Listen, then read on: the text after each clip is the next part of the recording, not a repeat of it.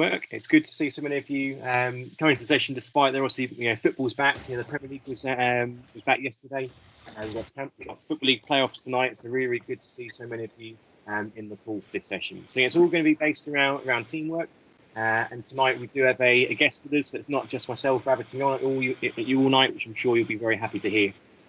So I'll very quickly pass you over to Rob, who's going to introduce himself for those of you who haven't come across him before. Hi everyone, thanks George. Hope everyone's safe and well in these difficult times. Welcome, and as George said, really appreciate you taking the time. I know there's a lot of football back on at the moment, and we've all got really busy lives, so I really appreciate you taking the time tonight with myself, Lucas and George. This isn't all about what we're doing, and the session will only work if everyone takes part. So join in, have a giggle or whatever we're going to say or whatever, but it's really important that we all participate and take something away. If it helps your season and future seasons, then great. But just join in is all we ask. So a little bit about myself. I can see on the call there that some of you may know who I am, and some, which may be a good thing, maybe a bad thing, and some may not. So a little bit about myself. I've been a referee for around 20 years, currently aged 47. Some will say sort of over the hill, but I would hope not. Recently, I spent 10 seasons as a panel select referee, as was between 2009, about 10 seasons doing a dual role between 2009 and 2016 as a level 2A. And then I took a dip down to 2B, but fortunately, with a lot of endeavour and change in the mindset, recently was reclassified, re-promoted, if you like, back up to what is now Step 1 referee, as was panel select referee. So really buzzing on that, but it took a lot of hard work and a lot of self-evaluation to get back. So as I say, 15th consecutive season with the PGMOL. And in that time, I've been privileged to work with many guys and girls in some really, really excellent fixtures. Also been lucky enough to referee, as I say, 10 live TV matches, and also 8 live TV matches as an assistant. Some would say I wasn't a very good assistant, and I'll probably agree with that, to be honest. Also in that time, I've been fortunate enough to referee in the FA Cup first round a couple of times, and was also appointed overseas to an FA Vase semi-final at Guernsey with a record crowd of just over 4,000, which was a great honour, and also FA Trophy quarter-final appointments as well in the mix there. So over that sort of time span, been involved in quite a few. I was lucky enough as well. Didn't quite work out in the season, but to referee in a development fixture in League 2 down at Aldershot against Fleetwood, as was then in season 2012-13. So that's pretty much sort of my refereeing background. As I say, I'm 47, so getting on a bit, but my aim and my dream is still to become a national list referee. And again, I'll be aiming to do that this season with the right attitude.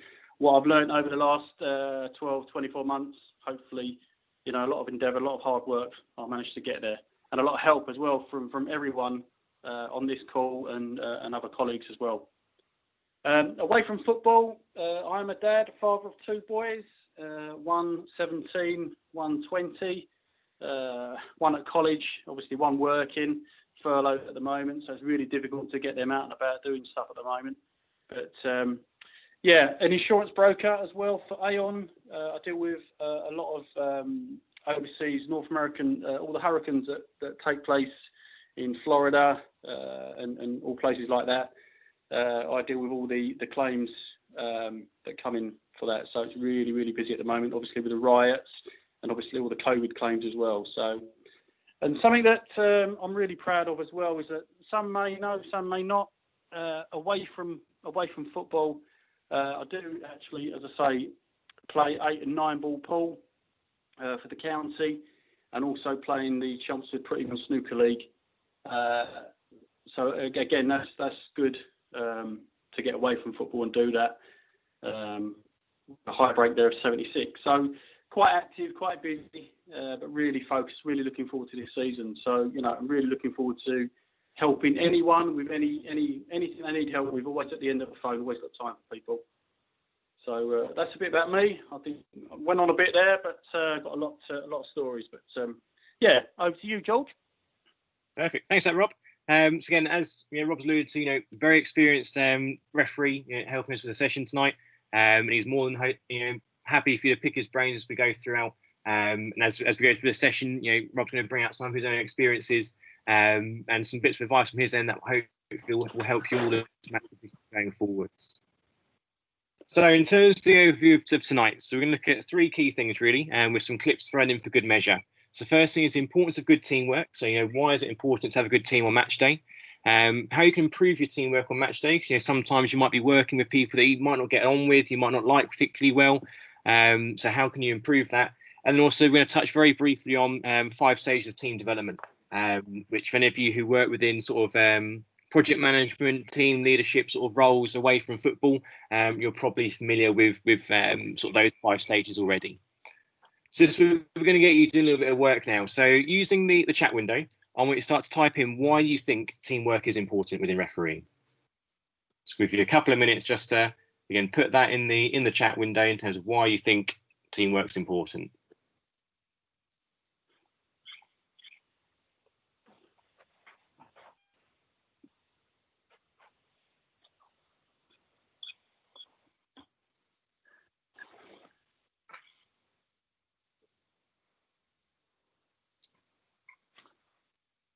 Okay, you're probably better at some of these names, Lucas, than what I am. These initials there, but that's all right. Just starting there together we're stronger. Absolutely right. The more solidarity we show together, the more confidence that portrays to everyone that's sort of looking at us from the moment we arrive at the ground. Forgive me, I don't know none of these or the majority of these names. Yeah, to have more control over the game, good point. Get things right. We do our best. It does make you more effective as well. Yeah, definitely makes you more effective. And again, it portrays that confidence. Either you're right, shows a united front. I always say to colleagues that in my pre-match that when we turn up at a ground, we've got, if there's a match observer there, we've got 3 friends. And I know at the end of the game, when we leave the ground, I'll still have 3 friends. Probably not many more, but I know that those 2 or 3 colleagues, sometimes 4 colleagues, will all be, as you said there, showing a united front. Yes, we've got some other comments as well. More likely to ref better. That's a good comment, Tom. Kate says teamwork allows for more control on the field of play, helps make more credible decisions and effective refereeing. Andrew says shows you're professional and the third team taking part. And Navin, better views, different angles. Yep. So working as a team gives you the whole perspective of the field of play. Not all the time.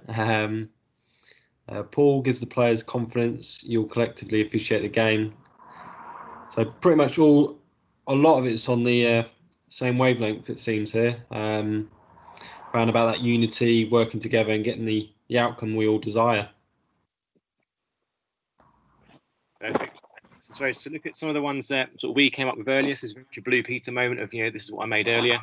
So here's the ones that we come up. So improves match control, correct decisions, portrays toughness. So again, if you work collectively as a team, you're going to be on the same wavelength. You'll get, you'll see the same things in the same way. So you'll get the correct decisions. Obviously, correct decisions increases that match control. Positive environment to work in. The last thing that you want as a referee or an assistant referee is to be sitting there in the change room thinking, not liking this atmosphere, or not liking how this referee is sort of managing me as an individual. So again, really important to create, have that positive environment to work in, because at the end of the day, if you're happy where you're working, be that on the pitch or at work or at school, wherever it might be, you're going to perform better. Support members who are struggling. So it's really important again as that referee. you're the leader for the team. If you can see your assistant referee is struggling on a certain aspect, you've got to be in there to support them, and that will again buy them into your whole team ethos. But similarly, ground them. If you've got assistant referees who think they're all that, I think they're the best thing ever in terms of refereeing. You need to be there to make sure you bring them back down to earth again. Otherwise, if you get a too big an ego within your team, that could potentially damage that team working. Feeling of value and belonging. So as a referee or assistant referee, although it's a temporary team you're going to be in for that day, you want to feel like you're part of it. You actually want to feel like you're all in it together. As already mentioned in some of the comments previously. You want to feel like you're actually there as a team to do a job rather than you're just a number to have that flag or that whistle that day. Sharing learning experiences. So as the majority of you're always going to line to a more senior colleague. So for example, myself and Lucas as level 4s will be on the line to level 3s.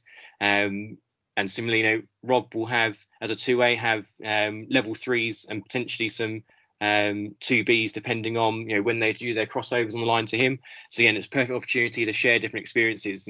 Some of you might have seen the pre-match team talk session a few weeks ago. And that's a prime example. You pick up different things that people are using in their pre-match and you take it into your own game as well. Motivating your colleagues. So again, sometimes you might be in the pouring rain, freezing cold on a Tuesday night in the middle of a field. But motivate those colleagues to have that better team spirit, and then sort of value those individual skills.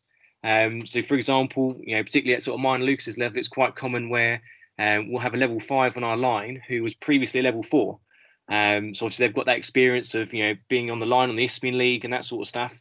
So we want to make sure we home into those skills and really use them to help the team work effectively. And then a really, really important one, there's no iron team. You might be there as a referee, but the game's not all about you. It's about you as a collective effort. If your assistant referee gets a decision wrong, you've got a decision wrong as a referee as well. Similarly, if you've got a decision wrong, your assistant referee has also got that decision wrong. So really, really important that you bring everyone together as a team on that. Have you got anything to add on that, Rob? I would just on the last point there, no iron team is and I can speak from experiences. One of the reasons why I got reclassified was because over the years I got complacent and maybe it was all about me towards the end, when really it isn't. As you've said, you go on the field of play as a unit and you come off as a unit. No one is, just because we're set by levels doesn't mean to say that no one can bring something really positive to the table. You live or die by your own mistakes, and you have to take responsibility for that. But being part of the team, a collective unit, strong, showing that we're confident, and 100 times out of 100 we know what we're doing, is so important. So please, that is a massive thing.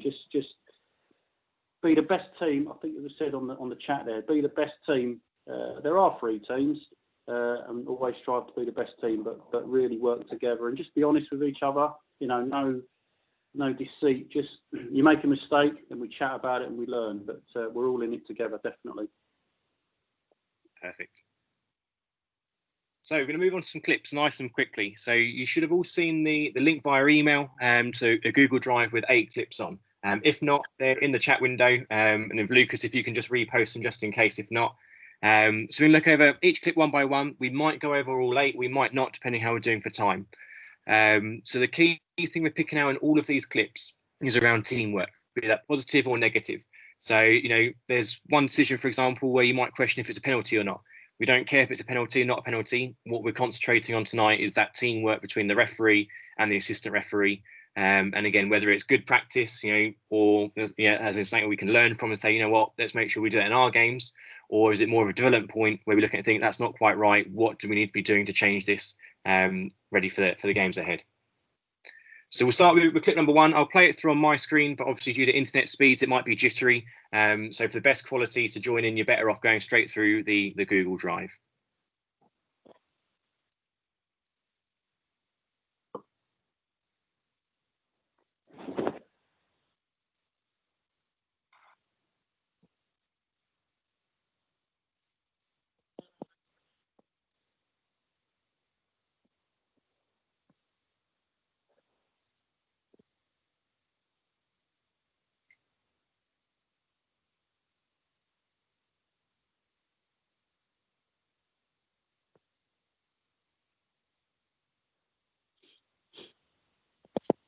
Okay, so that's clip number 1. And then once you've watched it, if you're going to start to put in the comments box, what you think about the teamwork. Is it good teamwork or poor teamwork? To give you a hint, you've got to watch really carefully for this clip to identify the teamwork on it. It's not an easy one to think of initially around teamwork.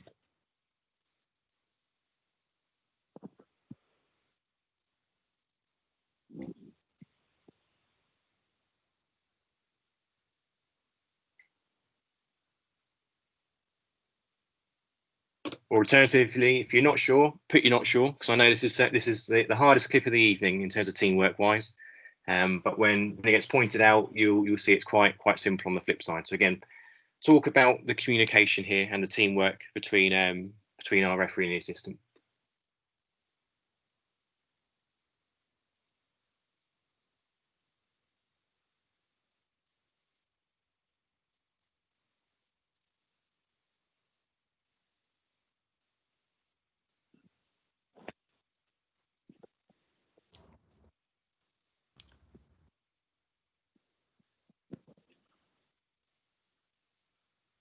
So it looks like we've got a couple of people putting no communication, which is Daniel and Mark. And Lee's put poor teamwork, play offside, assist not flagging, potential clash of players and injury, offside not given.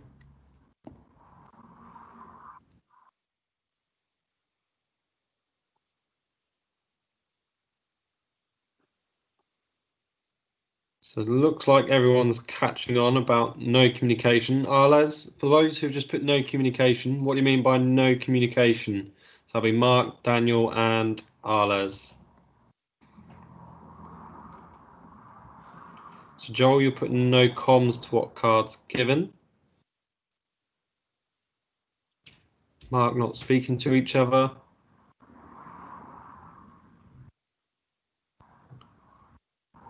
So as a flip side question, some of those people saying about them not talking to each other, why do we think the referee and the assistant needs to talk to each other in this particular incident, if at all? Just quick heads up, I believe some of you have hit the nail on the head in terms of what we should be expecting here, I believe. Just as a little clue there.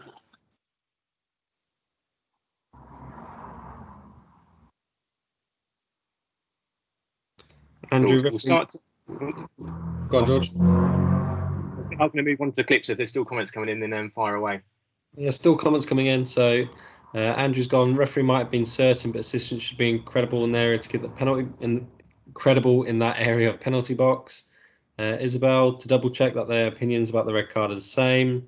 Daniel, talk to buy some time and install confidence in joint decision. Elliot, do we know if the assistant flagged for the penalty? We don't, unfortunately, Elliot. But just to give you all a little bit clue, go further back before the penalty. If you've still got the clip up, just as a little clue.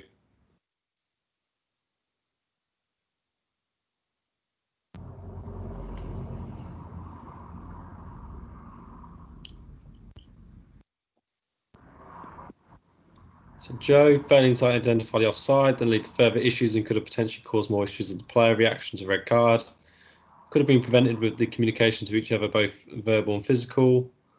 Avelo, AR in bad position. Daniel, it's obvious the ref could have called the offside himself. Not all the time. Not all the time. If we play the clip then, because we've got a couple of people cutting onto it, and then we'll bring Rob's expertise in to comment on it. So the first key thing we've identified is around the offside. So if we play the clip, our player is miles offside, and our assistant referee hasn't spotted it whatsoever. So we've already got a short, even from this part here, even when the ball is played, you can tell there's such a wide gap that it's got to be offside. So from a first part there, our assistant referees let our referee down by obviously not doing that offside. If we play it through, obviously our player goes into the penalty area, challenge occurs, and the referee gives a penalty, which is correct. There's an infringement, there is a foul, so the referee is right to give the penalty. However, the penalty could have been avoided if the assistant referee put the flag in the first place. So Rob, I suppose it's a question for you then. So like Daniel said earlier, if it's blatantly obvious, surely the referee can give it. How do you feel about that from a teamwork perspective? If you knew that the player was clearly offside, but the your assistant hadn't flagged it, would you come in and give that offside? That's a really, really good question, and a difficult question, really. I mean, years ago, it was all, and this is where the teamwork part comes in, because years ago we would all say, "You're the assistant, I'll leave it all up to you." Whereas now, it's that team ethos, and the referee, as part of his or her roles, is also to get involved in situations like this, where this is clearly an offside decision. That I don't think that's up for debate. I think the penalty kick, some would say it was, some would say it wasn't. But I think you'd have to be a really strong referee. But either way, support your assistant. Okay, it's an error. We move on from that. But either way, you'd have to be really strong. If you believe it's a penalty kick, then give it. But you've got to support each other and support your colleague. But I do think it's a really brave call if you're going to get involved in that situation. Definitely would be. Particularly you're at sort of the levels which some of us operate at. When you've got paying spectators, they'll expect the assistant referees to be giving those decisions. But I suppose the second part of that question, Rob, is around obviously the penalty decision. Some people commented on there was no sort of communication between the referee and the assistant referee in terms of that penalty. Again, your own opinion, your own experiences. Would you be looking to your assistant referee if this incident happened in your game?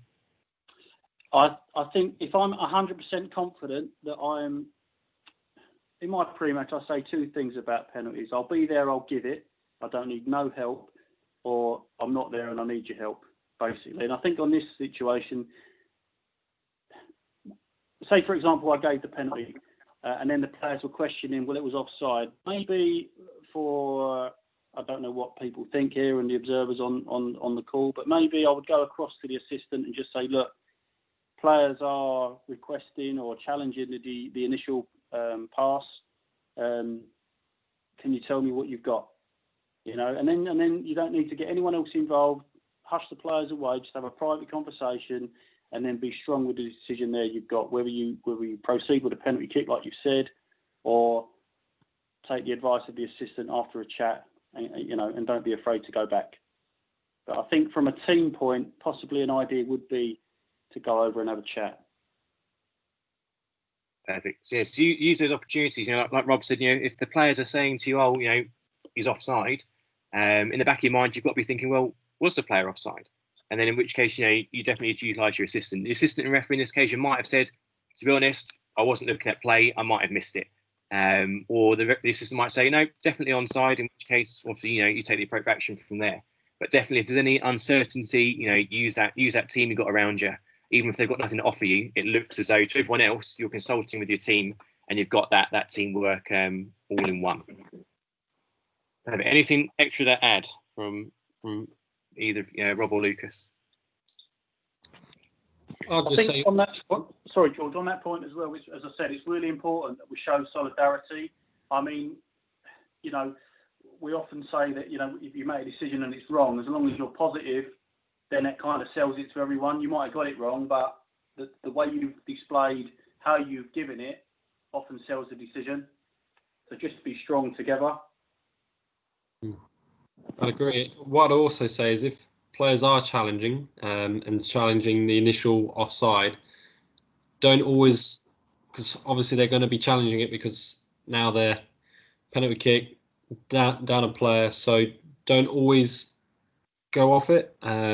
Always be wary. In general terms, your assistant will probably know if they may have messed up. They may not want to admit it, but obviously the chat can help because sometimes they may not have seen who's played the ball as well. Could it have been a defensive pass back, and you have the reverse where the flag goes up on the defender passing it back. So it's different scenarios. Always take it with a pinch of salt, but if you are unsure and hesitant, your assistant's there to help. Perfect. We'll go on to clip number 2. Again, same thing will be the case. Watch the clip And then in the comments box, comment around the teamwork, whether it's good, poor, indifferent, whatever it might be.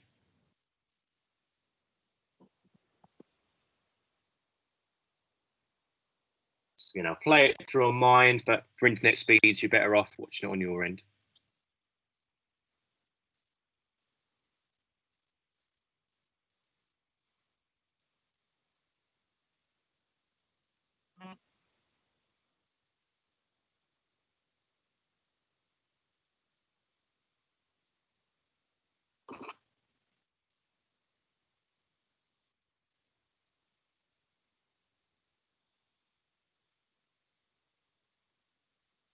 Perfect. So there's no need to watch the whole clip. It's quite a long one. So if you watch the first segment or so to when the referee gives their decision, and then comment from there. So again, in terms of communication-wise, and sort of teamwork in terms of the refereeing aspect, what do we think?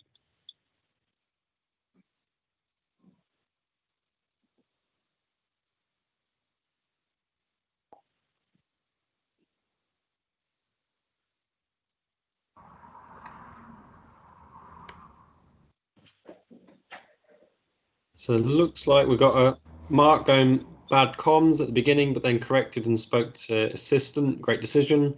Tom's gone good communication. Tom, what do you mean by good communication? What's the referee done then?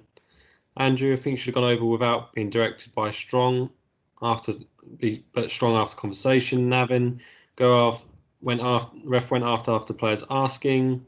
Tom says as he checks the assistant before making final decision. Lee, good teamwork. Speak to assistant, check inside outside. Lee would have liked to seen the ref done this earlier. Arla's great decision. Ross, if he isn't confident, he should talk to his assistant.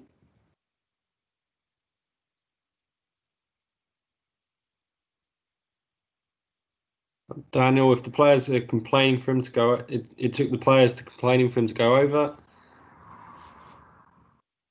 So it looks like everyone's on the same wavelength. Referee shouldn't have obviously allowed players to influence him in going over. That's what I'm getting here. Paul's put initially ref looked like he knew what he's giving and sanctioned player forced him to check with AR. Isabel, he clarified his decision with the assistant who had a better view. Andrew, hopefully the assistant gave him an indication of outside, and then the conversation was to confirm and make sure covering defender, not their seeing correct card given. Paul, did well not to turn back on players when going over to AR.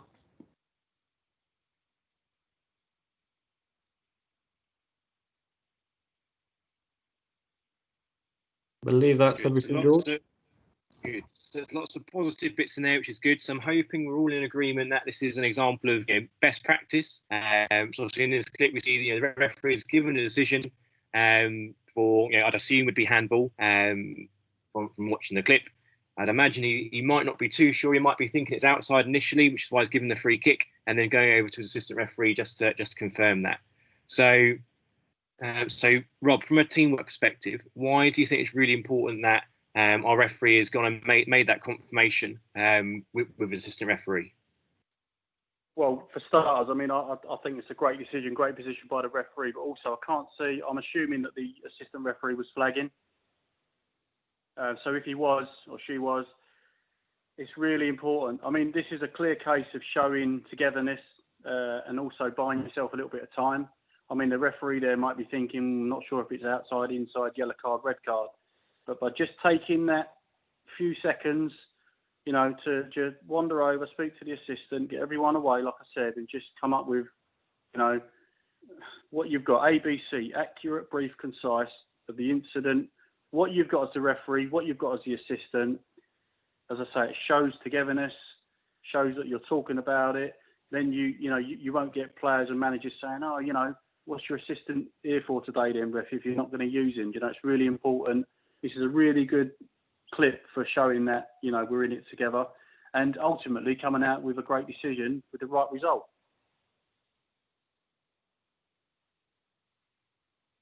Perfect. So again, that's really important that you like Rob said, you have that togetherness. Because one of the things you don't want is that, you'll get it all the time. You'll give a decision, think, yeah, that's spot on, that's perfect. and then you'll hear in the boardroom after, oh, your liner said it was inside, ref. Whereas by having that communication beforehand, you're on that safe wavelength. So we did have Daniel put, what if the assistant said it was inside the area? So if it was inside the area, obviously there's no infringement and would be restarting with a drop ball.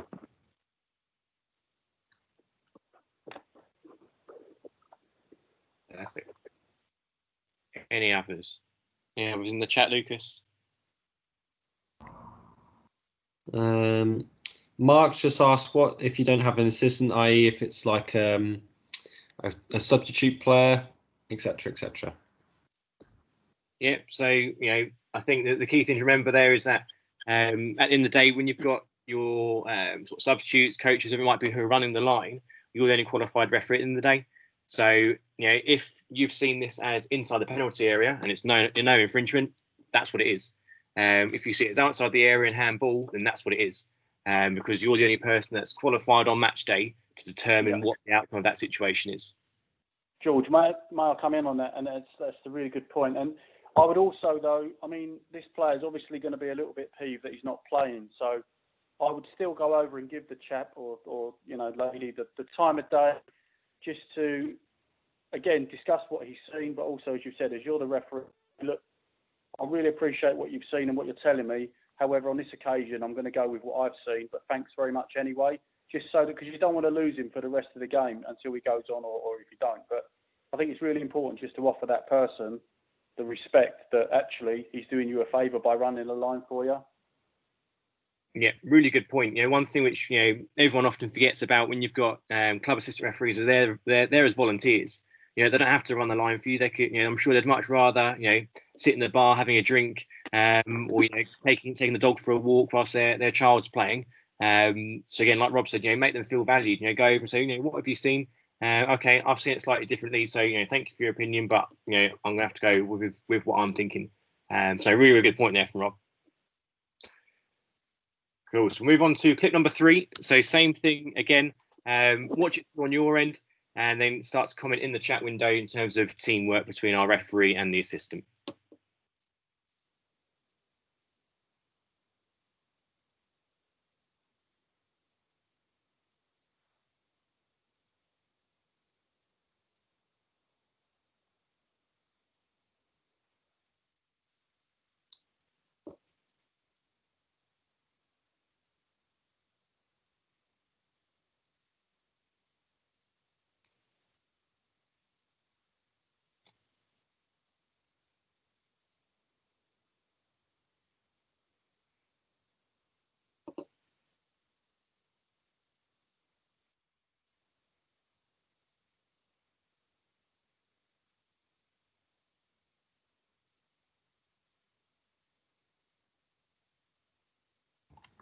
So Lee's just put hard to see assistant referee's call in this occasion.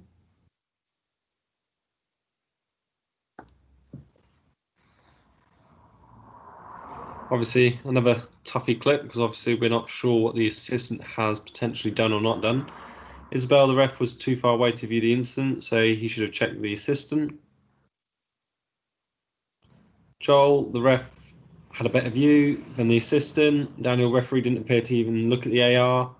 Ross, he should have talked to the assistant as he had a much better view. So it looks like we've got contrasting views on who's got the better angle, better view of play. Velo's gone, I think it's a pen. We can't charge the AR referee as the referee's in a good position. Andrew, both officials in a credible position. I'd like to be looking at my assistant as his view looks potentially blocked out. Referee was clear though. Lee, assistant's area credibility. I'd assume he never gave a decision. Arles, good decision. The ref looked face to face to the assistant, so it's good communication between them both. Jack, ref had no communication with AR, so it looks like we've got very split views here of what's happening. Whether it's AR, good comms, not good comms, good teamwork, not good teamwork, who's doing what, etc. Paul, might just be me, but I thought I saw the ref about to blow for a pen, but changed his mind with a firm no pen on the assumption the AR indicated it was no pen. Navin, good work together because it was no penalty and the ref didn't give it, and the assistant hasn't. I'm assuming hasn't flagged. So good teamwork together. Elliot, referee seemed confident decision, and Maurice, assistant, is much closer and has a better view. Perfect. So obviously everyone's sort of pre-match briefing is going to be slightly different. But I suppose for Rob, for you, when you've got the infringement in that area of the penalty area, what are you expecting in terms of how your team's going to operate those sort of decisions? Well, I actually know the referee on this occasion, and he said he was absolutely adamant that it was no penalty, and he was, although he was very quick to cut the grass with the decision, but obviously that's an area for your assistant to get involved, and you do have a lot of time. Obviously, it's a big decision, so maybe what I would have done there is perhaps looked across at the assistant, because you want them to feel valued, as you said earlier, and get involved. And as I say, that is certainly an area where they need to. The referee did have a good position. So you could either say, well, he's 100% confident, so we give no penalty, or just take an extra second or two just to look across at the assistant. As I said earlier, as long as you're strong in the decision you're giving, you'll be able to sell it. So you either be as strong a referee and give it, and then you take full responsibility, or you just hang back and communicate, visual communication with your assistant. Obviously, the higher you go, you can use communication kits which would aid this scenario. But it's one way or the other on this one. I think you don't want to sort of be too quick, but at the same time, you don't also want to cut out your colleagues. So do you think that would change depending on the temperature? So let's say it's the 80th minute, the team that's attacking are 1-0 down, they've had a red card each. Do you think the temperature would impact if you're going to go for that decision straight away, or look to your assistant first for a quick glance? I think whether it's in the first minute or the 95th minute, George, I think you should just do everything as you set out the same. Any decision we make as referees is gonna not please someone. So I think on such a key match decision, just take that bit of time. Maybe the referee did rush on this occasion a little bit, in my opinion, but it all depends on the referee on the day, and as you say, what the pre-match chat is like, and what's expected and what's required. Perfect. Cool. So again, like Rob said, really important. It's the same. You hear all the time with sort of red card, yellow card offences. What's a red card in the first minute is still a red card in the 90th minute. And I think same does apply here. Like Rob said, if you'd naturally, if you're stonewall, that's a penalty. When it's first or 90th minute, give the penalty. If you're unsure in the first or 90th minute, still glance over to your assistant for any extra sort of assistant there. Lucas, is there anything to add from the chat, or Robert, is there anything to add from your end? We did have one more from the chat. We had Paul put, referee was well placed to make decision, but as Rob said earlier, pre-match instruction is important for any interventions. So, as I think what's been alluded quite a few times, it's getting the pre-match right, which will then aid teamwork later on in the match. And quite ironically, I've been in a scenario like this, I think a couple of seasons ago now, where it was in my credible areas and the assistant. Referee probably not well placed. However, as per pre-match, the referee asked me not to get involved unless he looked across at me, in which I didn't get involved, meaning penalty kick wasn't given, and there was an observer at the match, and obviously we were both affected by not getting the correct outcome on the day. So it's quite important in pre-match to cover off all scenarios where possible, especially when it's what we call as a key match decision. I suppose looking back on it, Lucas, for you, I guess, looking back now, even if the referee said to you, if I'm not looking at you, I don't want you to get involved. For that aspect of teamwork, do you reckon if you're in that situation again, you'd flag it even if the referee wasn't looking at you? I would flag it next time because it's such a big decision. One team at the time was playoffs, one I think was mid-table, and it was the team actually in the playoffs losing who was the penalty for. So, yes, it's breaking pre-match and potential teamwork, but however, it would probably aided that referee in the long run. I get out of jail free card, which he may have appreciated potentially afterwards. Perfect.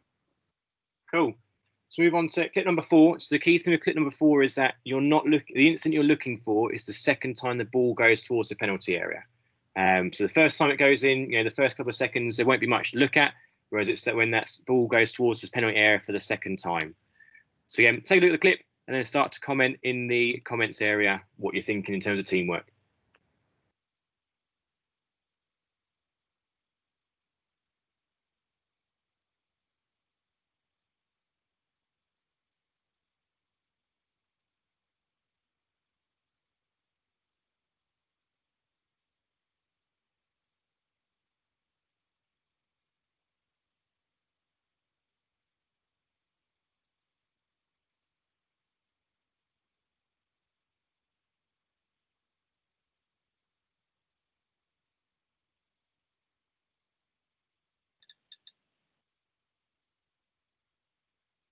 So once you think you've identified the teamwork aspect, you start to put it in the chat window. It's quite a long clip. You don't need to watch all of it.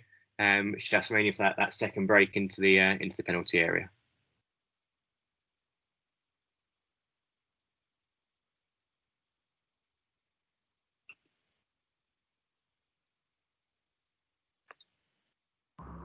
So we got Joe putting, I think the ref was too quick to dismiss the AR.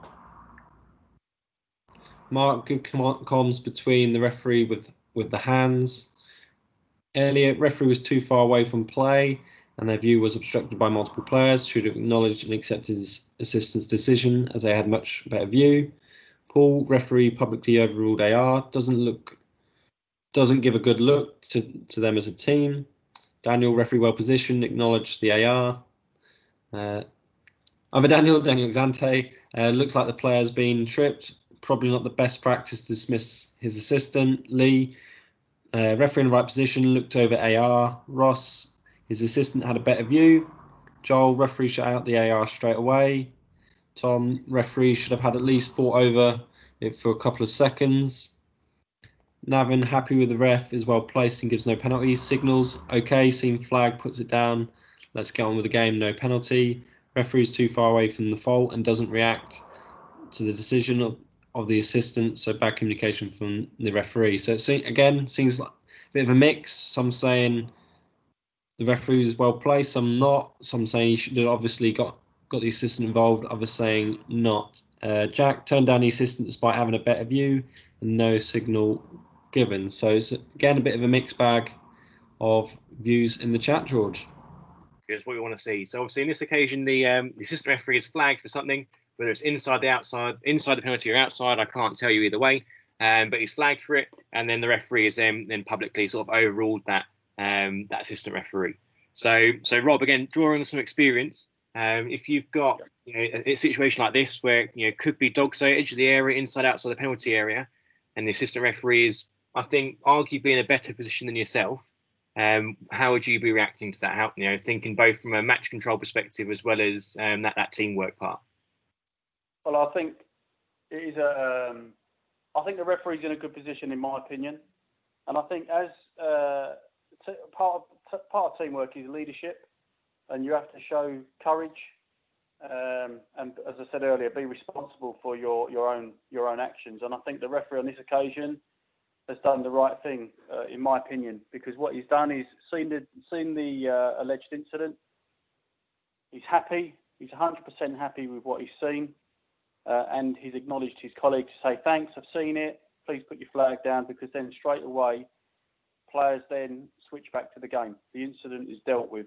I think on this occasion, I know someone said give yourself, certain situations you can give yourself 1 or 2 seconds, but in a quick situation like this, I think it is, if you know what you've seen and you're happy with what you've seen, give it, acknowledge your assistant, thank you very much, play on. Players will soon realise that you're not giving it, and they'll switch on and carry on. So is this something that you cover in your pre-match as well? Obviously, like I said, pre-match is different from person to person, but is this something that you often cover in yours around your expectation around when to come in for free kicks and that sort of stuff? I mean, obviously, as soon as the ball, I start smelling danger as soon as the ball is between or just over the halfway line. That's when, in my pre-match, I say to my assistants, this is, I mean, obviously you need to be focused at all times, but as the ball's approaching the penalty area for game-changing decisions, this is when, if there's a big, a quick pass that I'm going to be catching play, I need them colleagues to be switched on and focused, and that's when I do ask them to get involved. A really important stage of the game.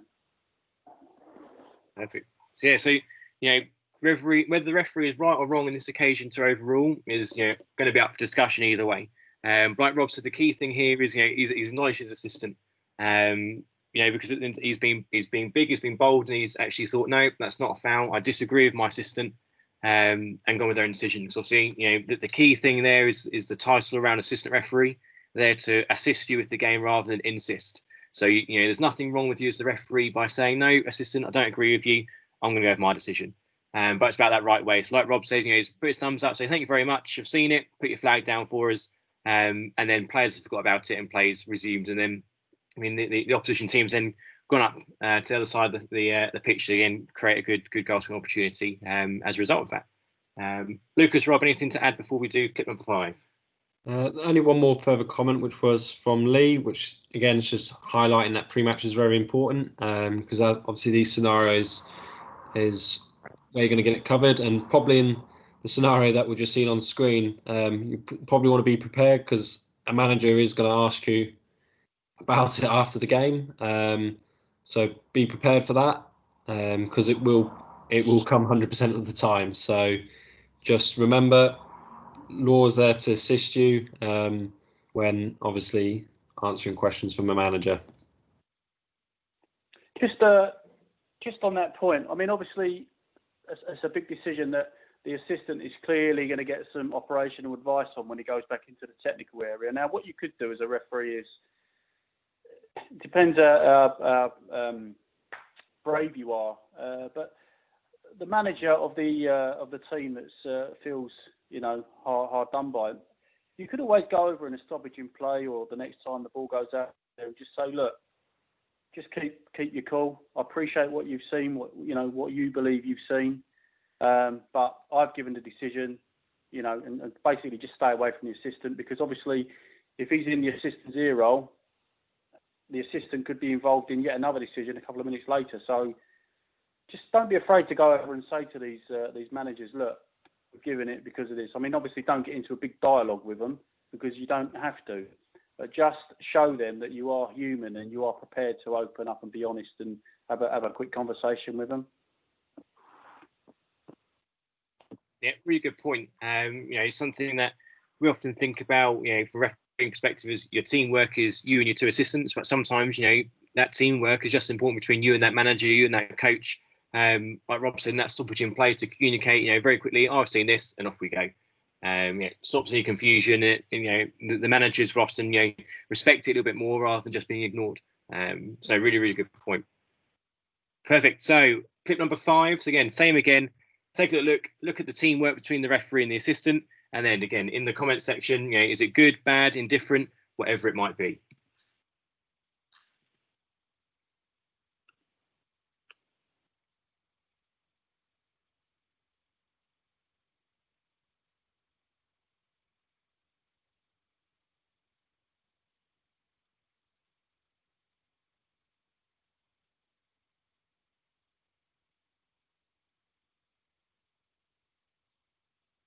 So clip number 5 is quite a short one.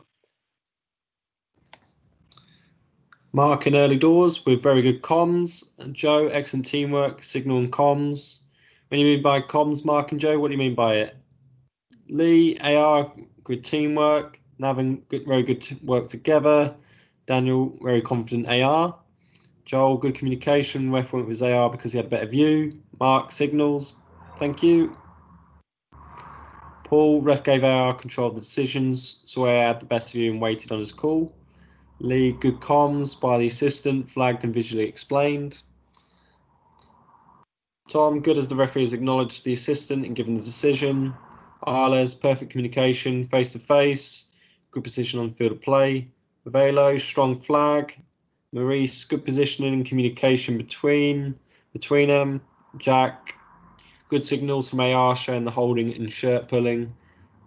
which is echoed again by Andrew. Good flag and a strong whistle stops this potentially escalating further. And then Katie, great comms, acting as a confident team. AR fulfills his role by assisting the referee in his credible zone. Ref looks at the AR, hand signal to show what's happened, strong flag. Graham, good comms, AR side stepped and indicated type of foul, and then followed up with the flag. Brilliant. So we've all caught on to the same theme, which is really so obviously in this occasion here, the assistant referee is given the foul, and then he's signalled to his referee by pulling his shirt to say it's a shirt pull. So Rob, obviously I know at your level next year, whenever the season does start, you'll have communications kits. But for you as the referee, why is it really important that you get that, even though it's a very small piece of information? Why is it important that you get that information from your assistant referee? I think on that point, there's two things there. The assistant, really good communication, obviously selling it to everyone what he's given it for. Maybe he could have come in a little bit quicker, and also from a referee's point of view, as soon as the ball is played in, I just felt he was just walking into the situation. As soon as you've got a situation like that, just try and smell the danger a little bit quicker and get in there a bit quicker. But that was really good teamwork. I mean, a big strong flag, as said from the assistant, sold it. That's what I said before. They've shown what they've given it for, given it strongly, and no one's really argued. But just for the referee's point of view, just perhaps be a little bit sharper, smelling the danger and getting in there. Because obviously when you blow the whistle, the players are going to react. And if you're right there, you've sold it. And obviously they're not going to moan at the assistant because he's seeing it face on and he's given the shirt pull. So it's clear as day for me. Good teamwork. Yeah, really good teamwork. So the important thing from here as well is how often does your assistant referee give you a signal? The players say, "Oh, ref, what's that for?" And you say, "I haven't got a clue." Whereas this is a really good example here where the assistant referee, same as referee, it's a shirt pull. So that way, when the player says, "Oh, what's it for, ref?" You say, "I was pulled a shirt," and the players, "Oh, fair enough." They accept it, move on to the next part. Really, really good bit of teamwork there. I think it's probably the best clip out of the bunch, I think, for teamwork wise, to be honest. So really, really good. Anything to add, Lucas, Rob, before we move on? Nothing for me. Just echo what yourself and Rob's just said. Very good teamwork, and it helps sell the decision not just to the players in and around the vicinity, but obviously the rest of the spectators and coaching staff on the ground. It's also good from the assistant getting involved there as well. I mean, the referee was fairly close by, but often you hear the comment, "Oh, what are you here for, Lino?" Do you know what I mean? So credit to that assistant referee for getting involved. As you've said, it shows everyone that he's switched on, and the perception is that he wants to get involved, and he has got involved. And to his credit, well done. Good, perfect. So because of timing, we'll do one more clip, which will be clip number 6. So again, same as before. Take a look at it, comment on the communication, the teamwork between that referee and the assistant in terms of can it be improved? Is it good teamwork? Or whatever your thought might be.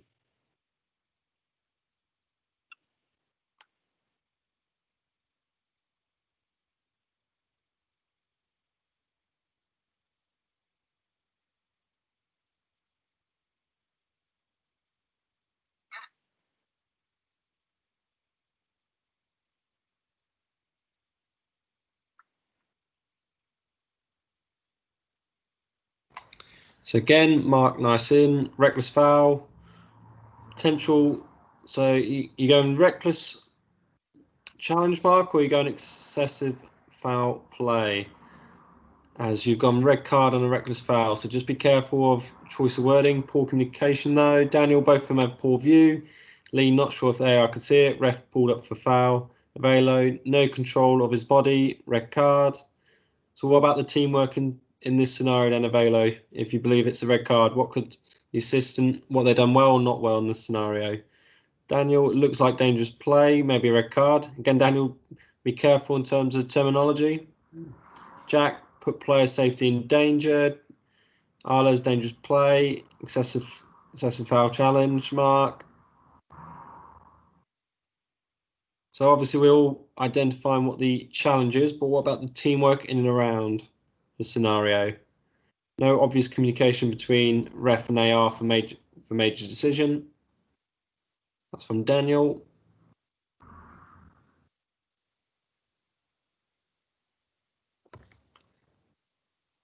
Navin doesn't appear any communication or teamwork together. The assistant should take more of the lead here. He's about 5 yards away. Ross, no communication from what we can see. Mark, poor comms. Paul, excessive force challenge. Either AR hasn't seen it that way or hasn't highlighted it to the ref.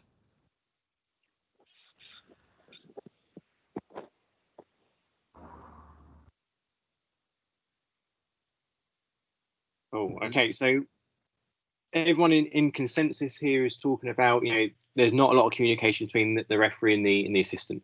So as mentioned earlier, the referee's there to manage the game. The assistant is just there to assist.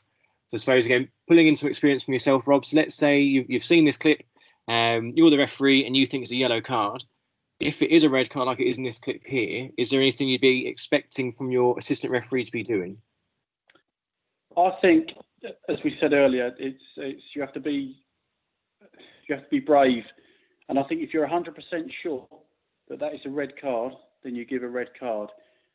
Anything else, I would go and have a conflab with my assistant again. ABC, what have you seen? Don't go in there and tell them what you've seen, because if I went in and said I think that's a red card, 9 times out of 10 assistants would say to me, yeah, I agree.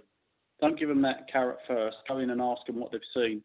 But as I say, be brave. If you feel it's a red card, give it, and then you can, acknowledge in the time you've got while the player's walking off. You can acknowledge your assistant and say thanks. Yeah, got that. Didn't need you there. Just give them some sort of acknowledgement. But certainly, if you do feel it's a yellow card or you need to have a chat, then go across. You've got all the time in the world. The player's got to get treated and all the rest of it. So just keep your colleagues involved. But at the same time, be the leader. You said earlier on, it's all about being a leader, and but just keep people involved. I suppose with this clip, then, Rob, like I said, so the referee's adamant it's a yellow, but from looking at it, obviously, I think we can all agree it's not a yellow card. If even though you're confident, like I said, you're on match day, you're confident it's a yellow. Would you have any expectation on your assistant referee who's potentially got that better view to try and overrule you on that? Or do you think on match day, you're the referee, whatever you say, we'll just go with it? No, 100% go over and have a chat. Again, it comes back to you're all in the game together. You're all going to be observed together. You're all going to take responsibility for your own actions. And as I say, you've got all the time in the world. If you're unsure, go across and speak. It's better to get the decision right than obviously to get it wrong. And in this situation, if it was a yellow card, as I think the referee shows a yellow card, the screen's not the best, but certainly go across and just kill some time and come out with the right result, definitely. We do have one question for you, Rob. When going over your assistant, obviously you mentioned ABC of what you'd be asking them. So the referee Andrew just asked, what would you be asking your assistant when you go over? What would you want to hear from them? I would just be asking exactly what they've seen. Excessive force, serious foul play, that sort of thing. As I say, I wouldn't go over. In case you've got a lesser experience, you could have, a colleague on his first game or her first game at the next level, a little bit intimidated by the benches and the appointment. Just go over and don't say, I think. Just get them, have a discussion. Just ask them what they've seen, what do they think. Your 50% of the jigsaw, match it with their 50%, and come out with what you believe is correct. Perfect. Cool. Anything to add before we finish off the clips? I think just one thing for myself is, I think probably what some people may have noticed, obviously the assistant may have had their vision impaired by obviously another player in his way. Even if the referee comes over and you say, I have nothing, my view is blocked, doesn't mean it damages teamwork. it can still improve, even if potentially you don't have nothing. At least you've given the referee something which can help them make the decision, even though it's nothing, as they would say. So don't always be inclined that you have to physically give them something. No, and that's a good point. And also, if you've got that private conversation, no one can hear what you're saying. They don't know what you could be talking about the weather for all they know. But it just sells that togetherness again about being a team, because there's nothing worse than leaving someone, hanging out to dry, because that assistant has got to then go back into the lines then and take the criticism. So if you're doing it together, I don't see you'll get any of that. You're showing that you've discussed it, you come out with the outcome. Perfect. Cool. So I'll skip through what's on the screen quickly so we can get to the end of the clips. But again, obviously all the clips are there on Google Drive. So if you want to flick through them at your own time, you can do. Any questions around the teamwork and any of them, drop myself and Lucas an email. And obviously we can provide our thoughts, and I'm sure we could probably send one or two over to Rob, and he can provide some experience on those as well.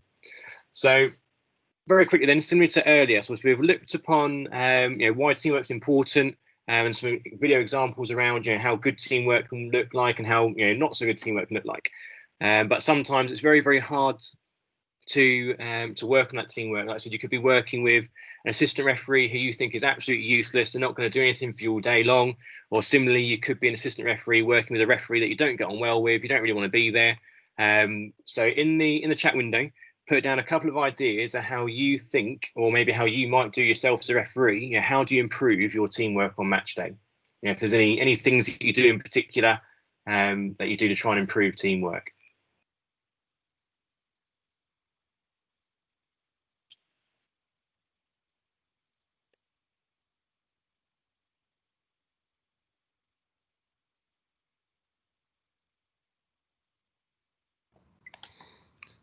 So we got Joe, let them know I value their opinion on matters.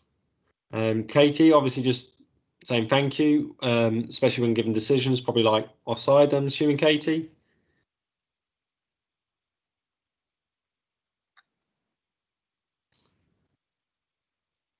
I think I might have spelt brief wrong.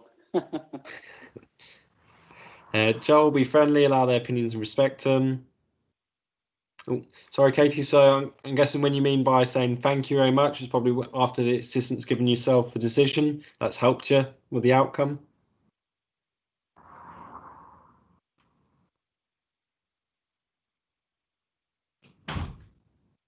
Perfect. Yep. So as Katie just confirmed, it's support of teamwork, gratitude. Thank you, Katie.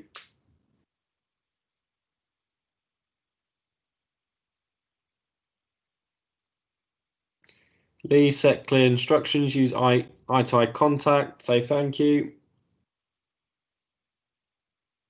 So it seems like everyone's on that general same trend. Navin, arrive early in good time and have a chat through the match. The team's tactics as well as other salient points about intervention, teamwork, etc. Lee, constant acknowledgement, thumbs up, talk, smile. I think smiling is very good. Obviously, it makes it a bit more open.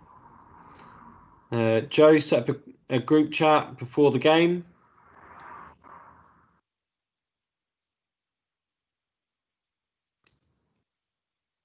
Over to you, George. Perfect. Some really good ones there. So again, this is one of those whole, here's what we prepared earlier. So this is actually a list that Rob came up with around how he personally improves his teamwork and some of the things that he does. So Rob, talk us through some of the bits that you've come up with. Take myself off mute. Yeah, just on leadership, I've just got some really good points there from the guys and girls there. Some really good stuff there, but just some bullet points I've got is from the moment you get the appointment, I would suggest take the lead early. But really important, you are a role model. Set yourself high standards. Be honest with your colleagues and uphold these excellent standards. Obviously, because you want to maintain your reputation because people do talk and show integrity. And I think when you think people are not looking, that's when it's best to show integrity. Be true to yourself. do the right things, even if you think no one's, the amount of times we turn up at games and think, and I've done it in the past, people know that, I won't be that bothered today because there's no one here. Well, trust me, there are people at these games that you wouldn't believe are there, especially more so now because there's been no football. So just I say, be true to yourself and show that integrity to yourself, but and be responsible for these actions as well. But definitely just be a role model, how you would want people to perceive you going forward. Definitely, that's the leadership. I don't know if anyone's got any other comments on that.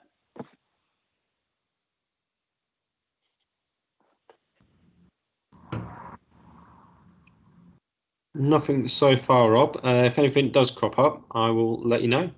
Oh, Katie's put great point about role models, especially if you're an experienced referee. Yeah, that's really important, and again, something that I've not always been good at, but it's really important. You'd be surprised. I mean, I don't know how many referees we've got in the county, Lucas, but I would certainly want to be someone that people would want to phone and give advice to, and for the experience I've got, definitely. Perfect. We've got just Lee adding on to it being professional, Andrew showing being a professional and gain respect early on before you get to the game.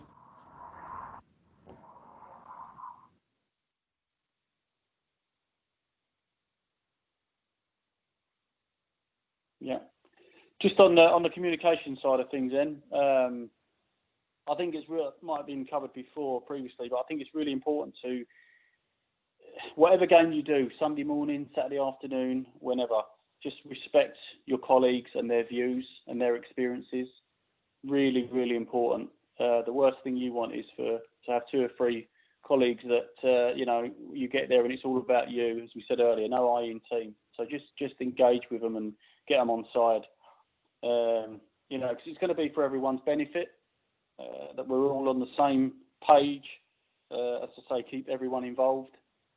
And as someone said earlier, set up an early group chat, communicate, it's and keep that chat going if you like, for future games, or, just get the chat going.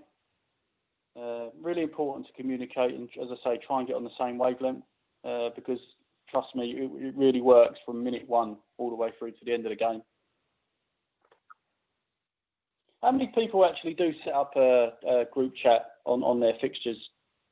I think it's a really good idea. Many people doing that. So we've got Katie said they do. Joe said earlier.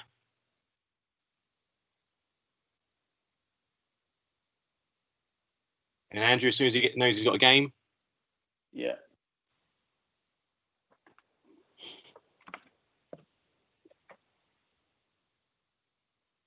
Good. Another way of breaking down that barrier early on, isn't it, Rob? Absolutely. And, you'd be surprised, even though I'm a 2A, you can certainly learn off level 7, 8 and 9. It's always, everyone's learning all the time. You just need to bounce ideas and experiences off each other, definitely. Just, I put team rules down there. I just wonder, what sort of thing do people think team rules are? Where do they think I'm coming at with that? Can we have a couple of suggestions on that?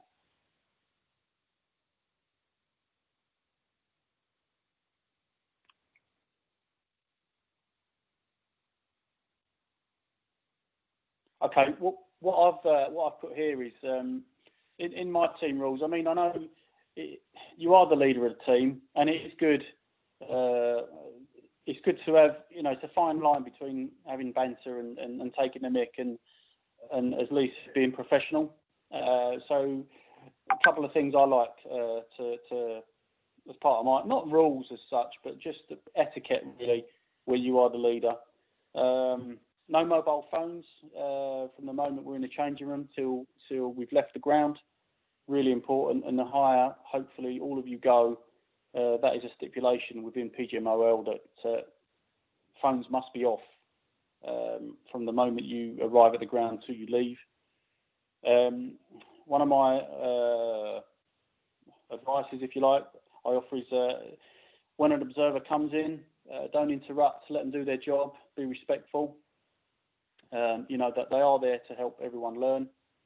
But the worst thing is getting into a debate and a dialogue. Just always just accept what they're saying. You might not agree, but just accept it and move on. A big thing for me is letting the referee take the lead when and if a manager comes in after the game. Don't get into a heated dialogue, and also mirror what the managers are doing as well. So if a manager's standing up and you're sitting down, then obviously you get up and stand up, so you can have that. You're on a level playing field. Don't feel intimidated by a manager, assistant manager. Always be on the same grounding. A big thing for me is be ready at certain times, especially at the warm up. You've got a lot of time to prepare, and I like assistants and sometimes even fourth officials to come out and warm up with us. If you say we're going out at 20 to 3, then I expect, you do expect for you to be ready, everyone to be ready at 20 to 3. You've got a lot of time there, and I've seen it where people are still doing up their boots and faffing around. It's really important that, as a referee, you've got your own way of doing things. You've got your set structure, and you don't want to, deviate from that, if you like. So be ready. The referee will give you certain times what to do. Just have that respect for your referee and be ready. And another thing I ask for is just you need commitment from the moment you get the fixture to the moment you leave. As I say, we're all in it together. We all want to get on. We all want to learn. But just be committed, if only for that 4 or 5 hours on a Saturday or a Tuesday night, or whenever it may be. Just focus on that fixture because we're all going to benefit. That's pretty much it on. I say I don't like really calling them rules, but just it's another way of just being together and improving that teamwork. I think we did have a couple of comments, Rob. So like some we've had from Andrew, match day prep for times, etc., expectations, Navin, about when going out on the pitch and the expectations, so all that pre-match stuff. Lee warming up, looking smart, looking professional, being polite, courteous to everyone, accepting the hospitality, even if it may be potential food you may not like, I'm guessing as well. Just some really good points there, guys. Expectations of the lead. You are, as I said earlier, you are the role model. You are trusted in the fixture. And I like to see it as, we are all in it together, and whatever you do reflects on the result for me and vice versa. But as I say, you do need to show that leadership.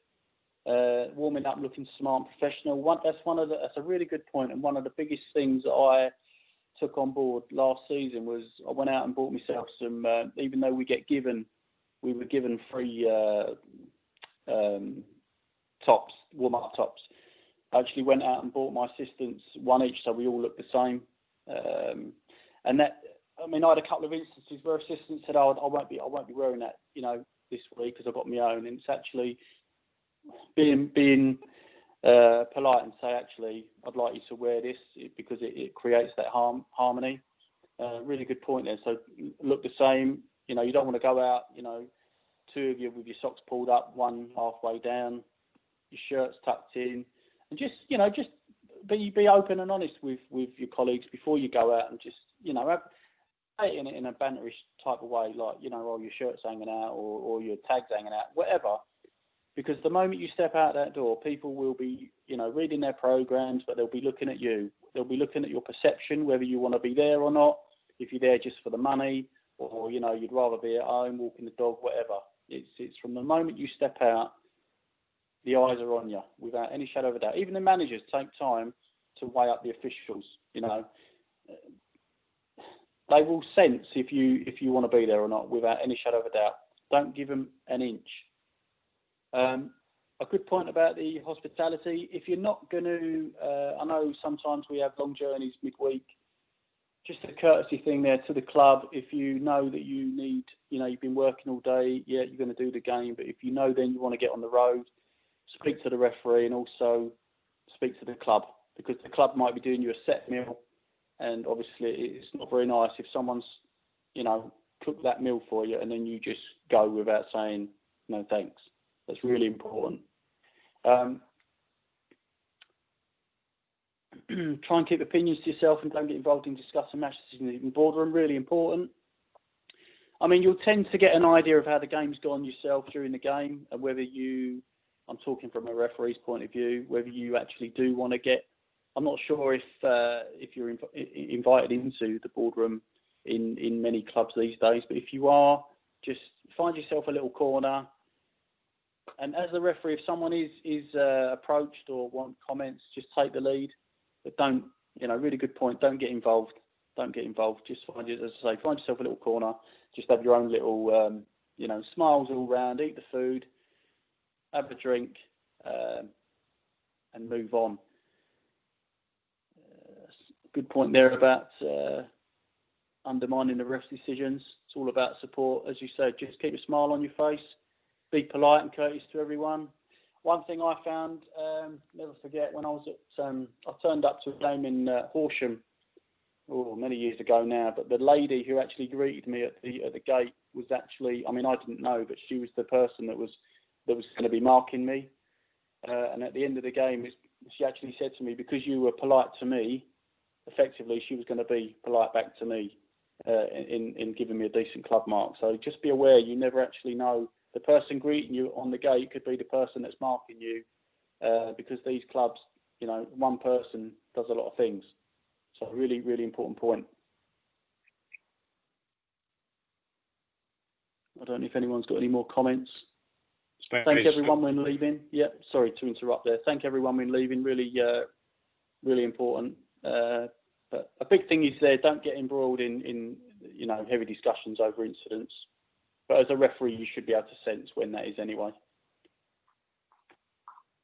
Perfect. So I suppose as a final thing from your list there, Rob, is there any one of those in particular which you think is probably the most important in terms of improving teamwork? What, from the leadership, communication, or team rules? From your whole list that you've got there, is there anything that you think is probably the most important thing to improve that teamwork? From my experience over the last 20 years, I would say no I in team, definitely. I cannot do it on my own. I used to think I could, but I can't, and you can't. There are, as I said, from level 1 all the way up to level 9 or 10, whatever it is, just respect that everyone will have something to bring positive to the table and that you will learn. We all want to take something away. Perfect. Cool. So we've got the final little section, and then so Rob's happy to take some sort of questions and answers at the end as well if you've got anything sort of specific for him. So one thing I'm going to touch on very, very briefly, partly because of time, and obviously I think partly as well, this is going to be a new concept to most people, so we'll sort of go over it fairly quickly. But in the business world, it's defined as 5 stages of team development, which these are all relatable to all of us on match day when we're sort of working with a team of 3. So we've got forming, storming, norming, performing, and adjourning. So I'm going to touch on these very, very briefly.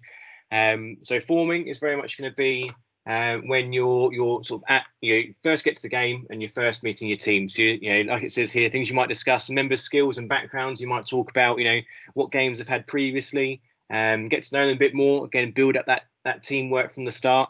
Project goals and timelines. Obviously, talking about the game, what you're going to try and achieve. This sort of very much relates to your teamwork. Your pre-match team talk. Ground rules, like Rob said, this is very much your like those team roles that was discussed earlier. Fact of no phones in the change room, whatever it might be, and obviously individual roles which will link into your pre-match team talk. So something people might be aware of, but again, it's really important that you get this forming stage done well from the start, because this very much dictates how your game's going to go from a teamwork perspective. You've got storming. And essentially, this is around sort of clash of personalities, which you'll quite often get and you'll pick up on during that forming stage, where you'll pick up on, I don't know, you might have let's say again, for myself and Lucas, we might have an ex-level 4 who's been demoted to 5. They think they're better than level 5, but they've been demoted. So they've got a bit of sour grapes, and that might have a bit of a clash of personality. Or you might have, yourself as the referee and one of the assistant referees got really strong personalities and you just clash. So really important that you first identify this could happen, but also you also need to think about as ways as referees, how can you try and break down that barrier between sort of the two conflicts to eventually get the end result of a top performing game. We've then got norming, which is where again you're picking up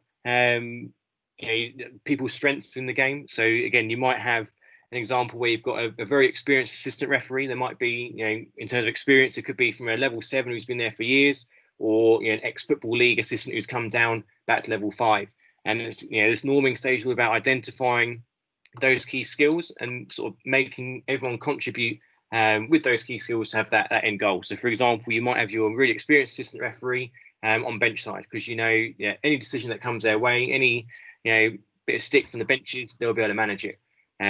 Similarly, you might pick up, you've got a brand new level 7 or brand new level 4, let's say, who's new to that level. You've got to pick up on that thing. Okay, they're going to be fairly new to this level, so I've got to be a little bit more supportive to that referee and sort of assist them through that first game or first half, whatever it might be. Then got performing, which is, as it says on the title, this is the actual game. So this is, very much you're doing your match control, you're picking up all your instances, which again, providing you've done those previous steps, should be fairly easy to pick up on. Oh, was that something from Rob there? Was that just a microphone? Perfect. So this is where you're striving to reach the end goal of having the game going perfectly or as perfectly as it can be. But again, if there's a conflict as a team, you'll then work together to get over that conflict. It might be a mass confrontation, whereas the referee might call in his assistants to help him through that situation, or it might be as simple as a yellow card offence, in which case the referee can deal with that on their own. And then finally, adjourning. So this is where it all comes to an end. The teams come to an end. Often known as the mourning phase, because you've all come very close in that short space of time of a game, and now that's over. The team is disbanded, and that's no more. So again, really sort of high level sort of business case really that you might be able to relate to within your referee. Quite often you'll go through phases in that game with your team that you might not necessarily think about or pick up on too much, but there is actually a whole business and psychological theory behind it all. So again, something a little extra to get you thinking really. So in terms of summary of a session, and then like I said, after summary, if there's any questions, myself, Lucas, or Rob, feel free to fire them away. So teamwork's crucial to success on match day. So I've identified already, if you've got poor teamwork, things just aren't going to go to plan. So look at that very first clip, for example, where the player's offside. If your assistant referee was switched on, thought, right, that is offside, flag goes up, the penalty kick never happens in the first place. Similarly, with that clip, I think it's clip number 4, where the assistant referee flagged for something, the referee said, "Thank you very much, put your flag down," and no one's argued with it. Whereas, if there was no teamwork in that clip, the assistant referee's flagged and the referee's not done anything because they've not thought it was a foul, all the players are going to be on your case, trying to figure out what's gone on. Helps you enjoy the game more. I've certainly found that if I'm in a team which is really closely bonded, we all get on really well. As a whole, I do enjoy the game a lot more. Similarly, if I'm part of a team which I don't really enjoy, because it might be, I personally might not agree with how the referee's, leading the team, for example, I won't enjoy the game as much. So for me as a referee, I try and make sure I get everyone involved so we'll have a good afternoon or good evening, whatever it might be. Opportunity to learn new skills and techniques. So, like I said earlier, you might take something, if you're on my line, you might take something from my refereeing style or something that I do and put it into your own game. Similarly, I'm sure Rob and Lucas have done the same. They've been out with colleagues and they've seen something and thought, you know what, that actually looks quite good. I might try that in my game. So by having that good teamwork, you're probably going to be a little bit more inclined to actually try things and pick up things and share best practice. But this final point very much links to the first point really, in that it contributes to a safe conclusion of the game. If you're on the same wavelength, you're all working together, you're all getting the decisions correct, you're providing the standard expected, if not higher, in terms of your performance. So 9 out of 10, you'll be coming off the game, 22 happy players and managers. Nothing major has happened, and if it has happened, you've all managed it successfully and appropriately, depending on what what's happened in that game. So that's it in terms of this session. Hopefully it's of use. So we've got a couple of minutes now. If anyone's got any questions for myself or Lucas. Could be ref related, could be county related. Don't ask us when grassroots football is returning because we don't know the answer to that one yet. But any sort of questions, let us know. Similarly, if you've got any questions for Rob, Rob's more than happy to answer any questions that you've got. So we do have the first question in for Rob from Lee. Firstly, saying congrats on your promotion. But what did you personally do to get yourself back to 2A this season? Well, thanks, Lee. Appreciate that. I think the biggest thing for me is actually, and those that do know me, I was too arrogant, and I felt as though because I'd been so long at a level 2A before that football owed me something and that I deserved to be a national list referee.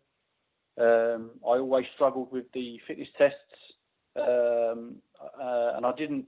If I'm brutally honest, I had to take a step back and look at ways that would. You don't lose the ability to referee, but it was the off the field perception of Rob Whitton that wasn't very good, and it's been a long road this season, some of last season, to actually get my reputation back by doing the right things, saying the right, saying, working hard, and being open and honest with myself and self-evaluation. Speaking, one of the biggest areas that I was unsuccessful last year was club marks. Tuesday afternoon games at 1:00 at Colchester United, when again I felt no one was watching. Turns out on most occasions there was an observer in the bushes, but I was going to these games with the perception 2 years ago of it doesn't matter, no one's here. Basically, I don't really give a monkey's what happens.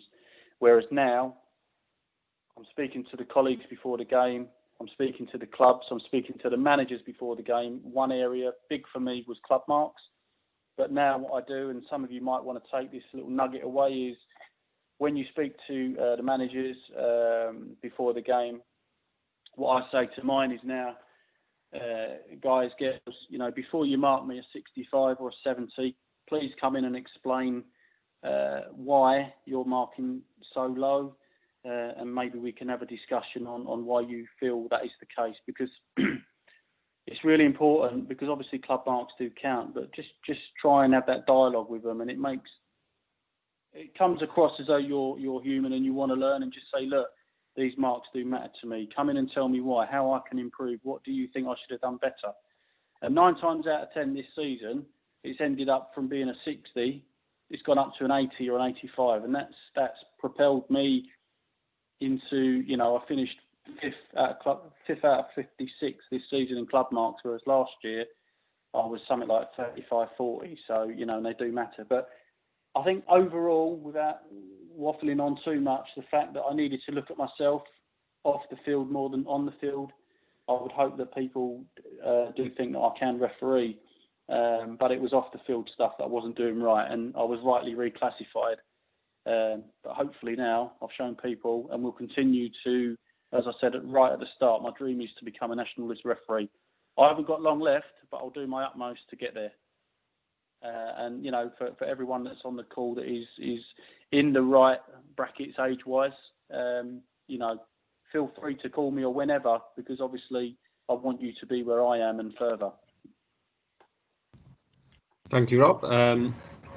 Do have a question for Mark about obviously the first game yesterday in the Premier League. Fortunately, Mark, we're not going to probably give you the answer what you potentially want. We don't know the conversations and what the Michael and his team had on the evening, so can't really give you an answer on that, even if we wanted to.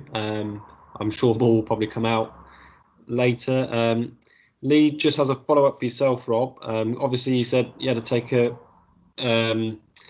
big look at yourself off the field. He said, did you seek advice from anyone, or was there someone brutally honest with you that obviously helped you with that? Not really. I mean, I had to be honest with myself, because what was happening, I'd been on the list 10 years and I was seeing people that had originally run the line to me. Now I'm running the line to them, and they were, some of these referees are on the Premier League. I just didn't have the right attitude at the time. So I think just by seeing colleagues progress at a quicker rate than I have, that was enough for me to spur me on. You know, if I want to realise that dream, then obviously something wasn't working for 10 years, but hopefully now it is because of the steps I've taken. So I think it's just a self-evaluation, really, Lee. Perfect. Thank you. Andrew, there is no age brackets, age limits, but obviously the older you get, it does get tougher because there's a lot more people now trying to break through the system. However, as I always say, age is but a number, and its quality will shine through. So there's loads of prime examples of people breaking down those preconceptions. Just because I'm maybe the older person doesn't mean I can't still reach the higher levels. Again, as I said, Rob's already said.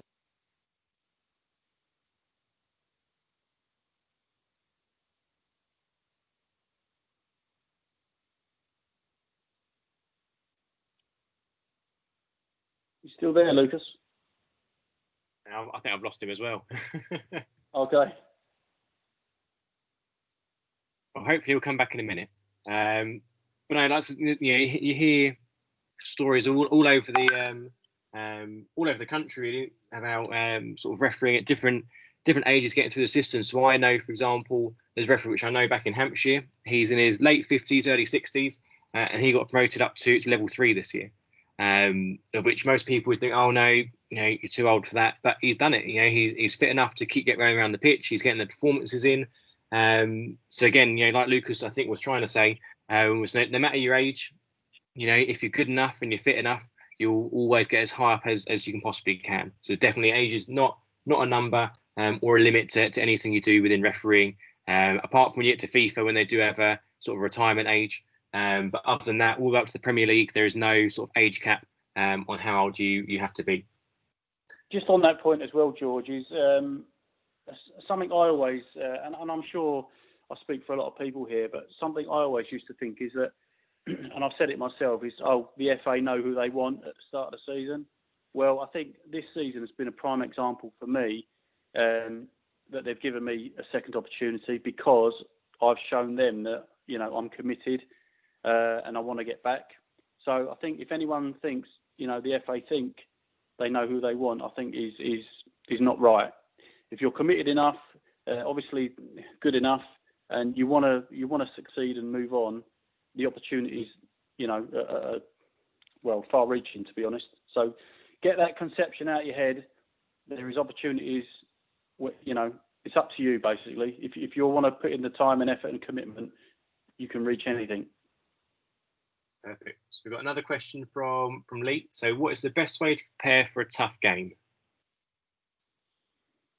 I think every game's tough, to be honest. They all bring their own challenges, but a lot more now is on player tactics, team tactics, knowing your players. I mean, I'm fortunate that a lot of the players that I will be refereeing, I've sort of come up the system with, so it's a lot easier for me. But for a newly qualified or you know, a referee in the system, is just get to know your teams, and also when you're working with other colleagues, they're going to be just ask them in your pre-match, you know, in the observer, have you come across this team before?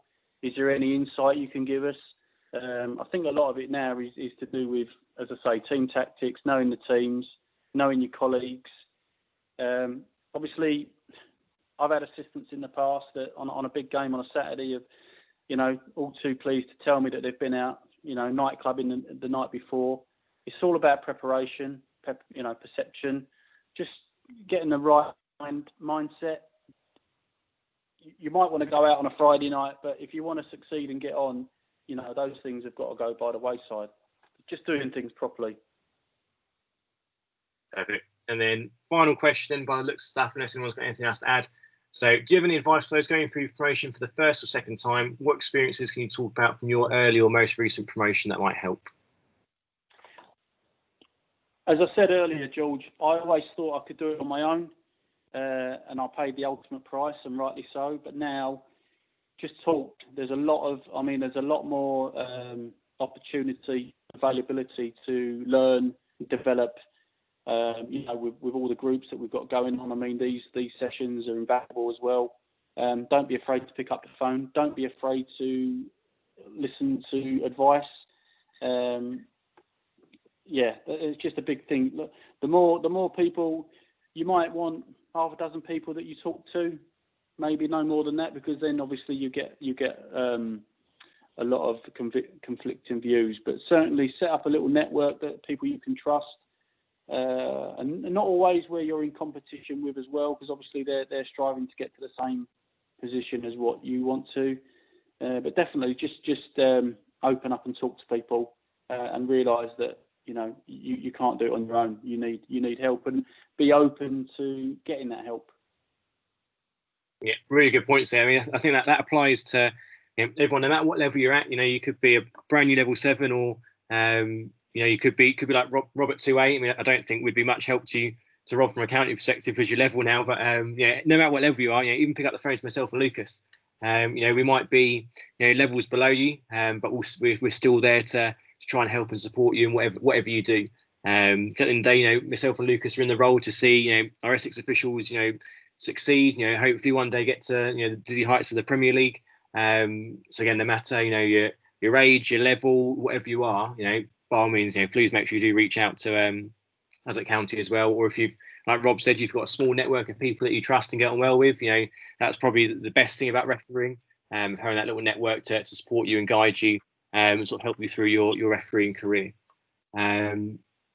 So if there's no further questions, obviously a big thank you to Rob for doing the session tonight. Very busy in terms of workload, like I said already, in terms of bits of insurance and all sorts going on at the moment in the current climate. So big thanks to Rob for giving up his time tonight. And again, big thank you to everyone for attending. Obviously, I know you've missed the Car United game, which anyone who's not seen the score, they did win 1-0. So it's good. And Essex Club is doing well as well. We've got no further questions. Thank you very much for attending. And any questions afterwards, please let us know. Thanks, guys. Take care.